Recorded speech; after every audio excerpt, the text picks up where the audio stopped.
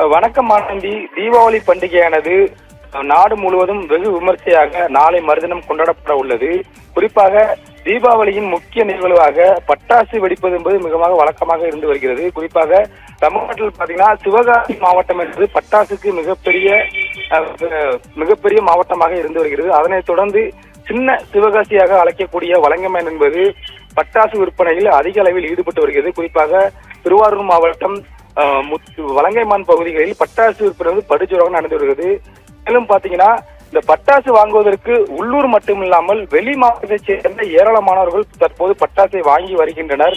மேலும் இந்த பட்டாசு விற்பனை என்பது அந்த பகுதியில் குடிசை தொழிலாகவே கடந்த பல விடமாக நடந்து வருகிறது.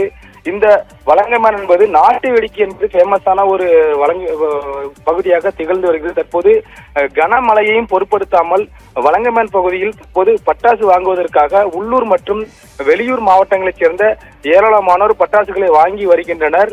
குறிப்பாக பாத்தீங்கன்னா இந்த பட்டாசு விற்பனை என்பது திருவாரூர் மாவட்டத்தில் மட்டுமில்லாமல் பல்வேறு மாவட்டங்களுக்கு இங்கிருந்து ஏற்றுமதியாகி அங்கும் விற்பனை செய்யப்பட்டு வருகிறது என்பது குறிப்பிடத்தக்கது.